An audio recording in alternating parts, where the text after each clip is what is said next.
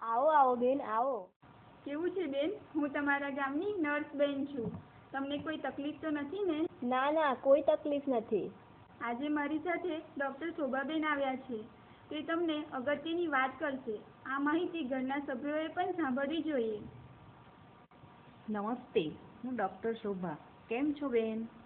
આજે હું તમને તમારા બાળકના જોખમી ચિહ્નો વિશે અગત્યની માહિતી આપવા આવી છું, તો તમે ધ્યાનથી સાંભળજો.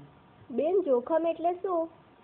જોખમ એટલે જો તમારા બાળકમાં આ ચિહ્નો દેખાય તો આશાબેનને જાણ કરવી જોઈએ. મેં આશાબેનના જણાવ્યા પ્રમાણે સંભાળ લેવી જોઈએ.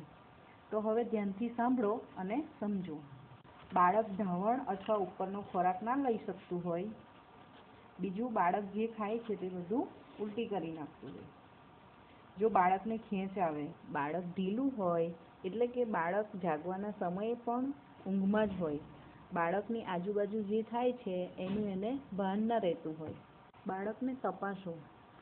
બાળક બેભાન છે, બેભાન બાળક જાગતું નથી. બાળકને સ્પર્શ, ઘૂંઘાટ કે દુખાવાની પ્રતિક્રિયા આપતું નથી.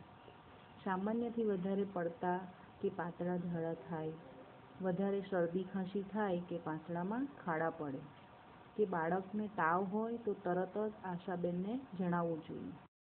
ડૉક્ટર શોભાબેન, તમે અમને બહુ સરસ માહિતી આપી. તે જ માહિતી ફરીથી ટૂંકમાં આપો ને. હા, કેમ નહીં. આ તમે ઘણી સરસ વાત કરી છે, તો તમે ફરીથી ધ્યાનથી સાંભળજો.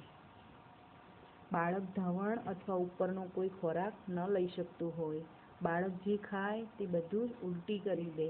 જો બાળકને ખેંચ આવે, બાળક ઢીલું હોય એટલે કે બાળક જાગવાના સમયે પણ ઊંઘમાં જ હોય, બાળકની આજુબાજુ જે થાય છે એનું એને ભાન ન રહેતું હોય. બાળકને તપાસો. બાળક બેભાન છે, બેભાન બાળક જાગતું નથી.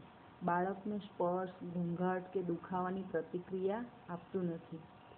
સામાન્યથી વધારે પડતા કે પાતળા ઝાડા થાય, વધારે શરદી ખાંસી થાય કે પાંસળામાં ખાડા પડે, કે બાળકને તાવ હોય તો તરત જ આશાબેનને જણાવવું જોઈએ.